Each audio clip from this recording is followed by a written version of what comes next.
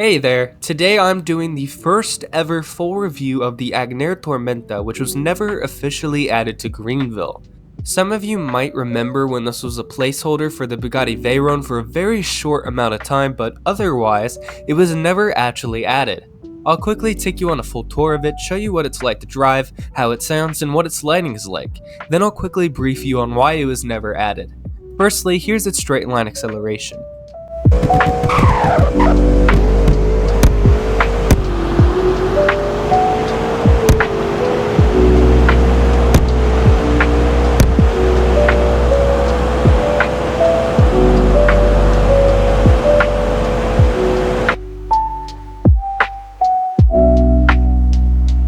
As you can see, it is jaw-droppingly quick. Now, it's not on the same level as the Kaiju, which is still one of the quickest accelerating cars ever added, but it is still insane.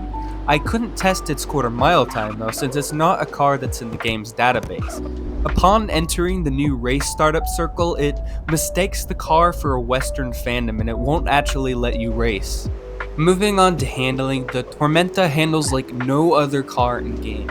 Steering response time isn't insanely quick, but when you throw it around turns, it is insanely fun to drive. Oversteer is a major issue though, but I think it adds to the fun interestingly enough. Handling in the rain is worse, as you could expect. I saved recording this test for last because I had a feeling the tires might pop after spinning out, but thankfully that didn't happen. As you can see though, it is very squirrely and it does not stay planted to the road at all. Maneuverability, however, is weirdly good for a car of this size. Its turning radius is extremely narrow, making it fairly easy to drive, besides the oversteer issue, of course.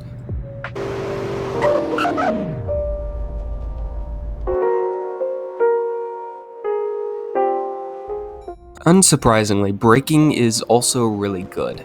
It's extremely touchy and it stops on a whim. Anyways, since it doesn't have AEB, here's its sounds and lighting.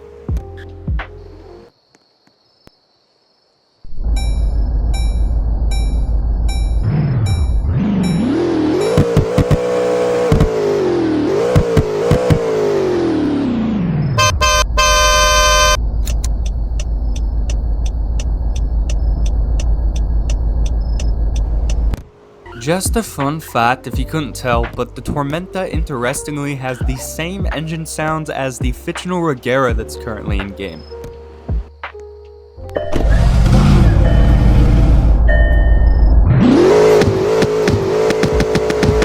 Anyways, I wanted to highlight its design a little more. The only other Agner that I know was planned to be added was the Relampago X, which was this overstyled 16-cylinder Italian hypercar built with the Koenigsegg CCX/Agera automation body. On the other hand, the Tormenta is a V8 powered supercar built on the automation body that seems to be a combo of the Murcielago and the Diablo. Besides that, it has quite a resemblance to the Huracan, especially in the rear, but as I spent more time with it, it reminded me more and more of a modern Lotus Esprit. Overall though, I really like how it looks.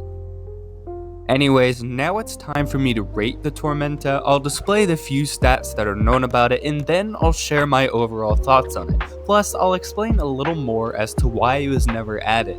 Its FRIZZ score is here, a 77.5%, which is pretty high. I obviously couldn't give it a value score because its price is unknown, but I assume it would have been cheap considering how cheap the Kaiju was. Anyways, I was highly impressed by this car and I am highly disappointed that it was never added. However, I found out that the reason it was never added for was because the quality of the model and lighting wasn't up to standard. This was around the time that all of the Westerns were taken off sale as well, so I assume there wasn't much motivation to remodel it since it was an outdated automation car. I really think it's unfortunate though because it is insanely fun to drive and so many people are missing out on that experience. Anyways, thank you very much, Hunter, for allowing me to do such an exclusive review because this is something I've always wanted to do. Stay tuned for the giant video of me reviewing all the off-sale Westerns because it should be coming out soon as well. I'll see you guys very, very soon. Later.